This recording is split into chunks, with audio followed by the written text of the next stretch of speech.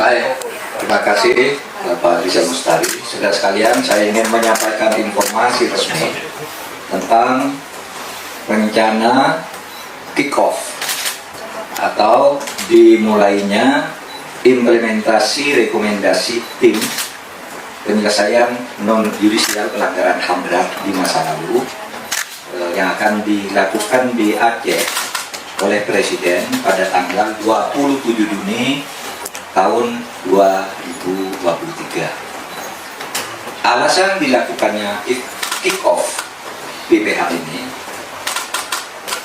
tim penyelesaian non-yudisial pelanggaran hak asasi manusia berat atau tim PPH telah menyerahkan rekomendasi kepada Presiden pada tanggal 11 Januari tahun 2023. Dan pada waktu itu, setelah menerima laporan, Presiden membuat pernyataan atau penegasan resmi seperti berikut. 1. Mengakui dan menyesalkan terjadinya pelanggaran HAM berat di 12 peristiwa yang telah ditetapkan oleh Komnas HAM. Pengakuan ini menjadi niscaya, artinya memang harus diakui oleh negara karena telah ditetapkan oleh Komnas HAM sesuai dengan kewenangan konstitusional yang diberikan oleh negara. Pernyataan Presiden berikutnya, pemerintah akan berupaya sungguh-sungguh untuk mencegah terjadinya pelanggaran HAM yang berat untuk masa-masa yang akan datang, dan pemerintah juga berjanji akan berusaha untuk memulihkan hak-hak para korban. Berikutnya, pemulihan hak para korban itu dimulai atau kick off oleh Presiden pada hari Selasa tanggal 27 Juni 2023 akan dilangsungkan di Rumah Gedong Kabupaten Piti, Aceh. Bersamaan juga mulai dilakukan pemulihan HAM pada wilayah lain dari 12 yang direkomendasikan oleh Komnas HAM. Daerahnya memang banyak, ada beberapa daerah, tapi kita pusatkan kick-off-nya dari Aceh, dari Rumah Gedong.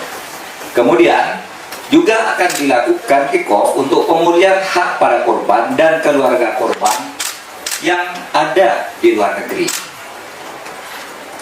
Berbagai dukungan untuk program pemulihan melalui pemenuhan hak-hak konstitusional para warga atau hak-hak konstitusional para korban diberikan dengan melibatkan 19 kementerian dan lembaga. Mengapa dibuat kebijakan PPH atau penyelesaian non-yudisial pelanggaran HAM berat? Alasannya ada dua. Ada perintah dari TAP MPR nomor 17 tahun 1998. Juga Undang-Undang nomor 39 tahun 99 dan Undang-Undang nomor 26 tahun 2000 yang isinya menyatakan bahwa pelanggaran HAM berat di masa lalu harus diselidiki dan ditetapkan oleh Komnas HAM serta diselesaikan melalui jalur yudisial dan non-yudisial, pengadilan dan KKR maksudnya.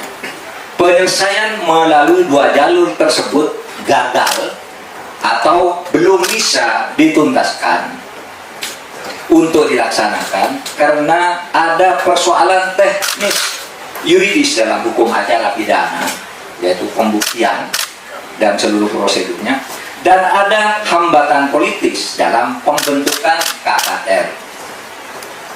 Yang penyelesaian yudisial sebenarnya sudah ada 4 kasus dengan 35 tersangka.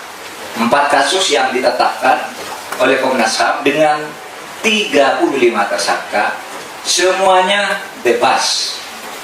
Oleh pengadilan dinyatakan bebas, dinyatakan tidak ada bukti terjadi pelanggaran HAM berat. Karena memang pembuktiannya secara hukum acara itu sangat sulit dipenuhi, sehingga selalu dibebaskan oleh pengadilan oleh mahkamah sampai ke tingkat Mahkamah Agung dan PK. Yaitu 4 kasus itu. Pertama soal jajak pendapat di pasca jajak pendapat di Timur Timur, kemudian kasus AB Pura, kasus Tanjung Priok, kemudian yang terakhir kasus Paniai. Semuanya 35 tersangka dinyatakan bebas dan tidak terbukti melakukan atau terjadinya pelanggaran HAM berat di dalam kasus-kasus tersebut. Oleh karena karakteristik semua kasus yang dibuat oleh Komnas HAM itu sama di dalam ukuran hukum acaranya, maka agar tidak tertunda-tunda, pemerintah akan menyantuni para korban, bukan menangani para pelaku, yaitu menyantuni para korban melalui penyelesaian non yudisial. B. Kebijakan penyelesaian non yudisial ini tidak meniadakan penyelesaian yudisial yang akan terus diusahakan untuk diselesaikan sesuai dengan Undang-Undang Nomor 26 Tahun 2000, yaitu dibahas oleh Komnas HAM dan Kejaksaan Agung, serta sesuai dengan ketentuan pasal 43 dimintakan nanti keputusannya kepada DPR, sehingga nanti bisa diperdebatkan di DPR tentang kelayakannya. Yang ketiga, saudara, ini penyelesaian yang kita lakukan ini adalah penyelesaian dari sisi korban. Kita tidak bicara pelaku, karena pelaku itu adalah urusan yudisial yang sudah diuji di pengadilan dalam 35 tersangka bebas, tapi yang belum akan terus diusahakan. Yang ini adalah korban yang masih ada sampai sekarang. Pemulihan korban adalah hak konstitusional, hak sebagai korban dan hak sebagai warga negara. Upaya ini juga adalah untuk memperkuat penunaian kewajiban negara terhadap kewajiban pemulihan korban secara spesifik. Langkah pemerintah ini adalah, sekali lagi, upaya dari sisi korban, bukan dari sisi pelaku, karena proses hukum kepada pelaku akan terus diusahakan untuk dilaksanakan sesuai dengan ketentuan undang-undang. Yang terakhir, penegasannya, tidak ada penghilangan aspek yudisial.